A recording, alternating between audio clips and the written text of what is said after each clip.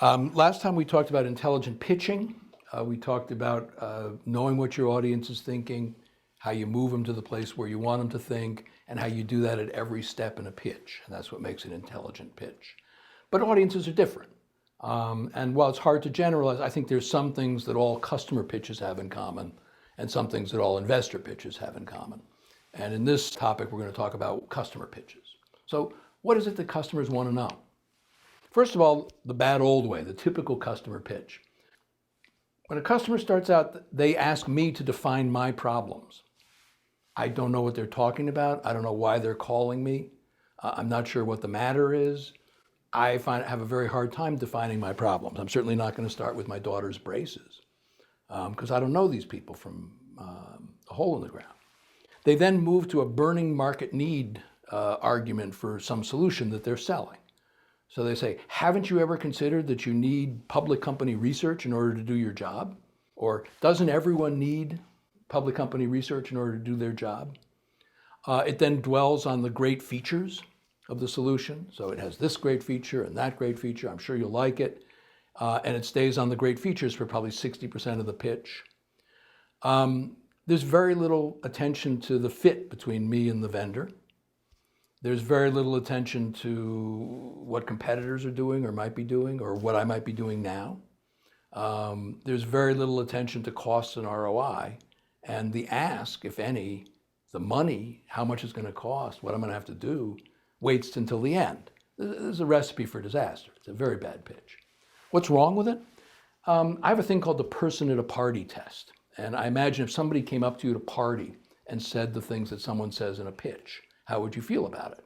So this customer pitch is roughly the equivalent of somebody coming up to you at a party and saying, what are your current dating concerns? And you say, it's a hard question to answer. You don't know where they're coming from. You don't know how to answer the question. They then go on and tell you about a proprietary date formula that they've invented. Lots of research shows that eating in an Italian restaurant and going out to a jazz concert is vital to building relationships. Well, you may hate pizza and you may not like jazz, but you're being fit into a formula here. You're being pitched a solution and you're being told about its great features. And eventually they come out and they ask you for a trial date to check out the applicability of the formula to you. What would you make of such a pitch?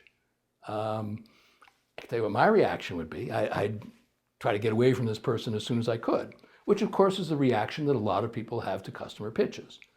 It's the wrong approach.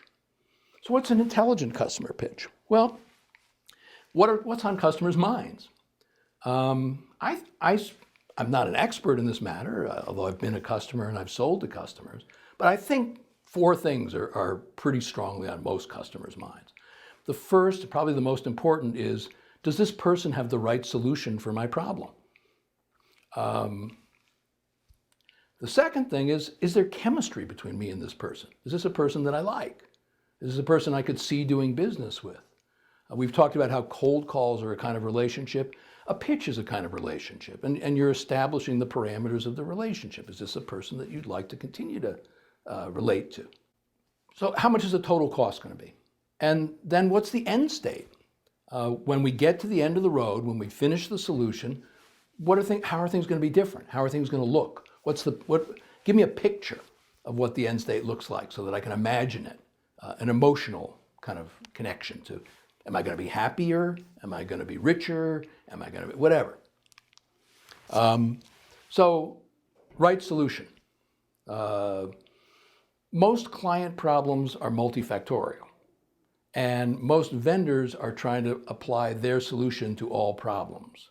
So if you break out of that frame and try to help the client understand how the various solutions might fit together, you're doing them a service and you're establishing your credibility and you're establishing good chemistry. I love Progressive Insurance, who say, we'll help you pick out the best policy even if it's not ours. That's a great promise. If vendors gave that promise when they gave a customer pitch, I want to find the best solution for you, and even if it's not ours, I'll recommend it to you. That's a very powerful promise. That'll reassure them that you are not only a good person and that there's good chemistry, but that they're going to find the right solution for you. you're going to find the right solution for them. The need for chemistry is emotional, it's not intellectual. No matter how many times you call me by my first name, you're not establishing chemistry with me. You can't sort of tout it or promise it. You have to actually imply it. Some people go for rah-rah stuff. That's fine. I don't. But if they do and you supply it to them, that's good. But I think it's always fairly safe to be straightforward, honorable, kind, empathic, and do what you say. If you do those things, I think you're likely to get chemistry with most people. And stuff like rah-rah and calling me by my first name and all that kind of jazz, that may work with some people, but so will honorable, straightforward, kind, empathic, and doing what you say. And it's a lot more durable. In terms of costs and ROI, I think customers want a cost promise. So the best kind of cost promise is probably it's going to cost you X. A really great promise is it'll cost you no more than X. So there's a ceiling on it. And a good promise is here's how we're going to figure out how much it will cost. We have an algorithm. Here's the details of the algorithm. So here's how we'll figure it. That's okay. You don't want your customer to have to figure out too much, but knowing that there's a procedure and that they can have visibility into it gives them a bit of the cost promise. So the best is the flat rate, great is no more than something, and good is here's how we figure it out.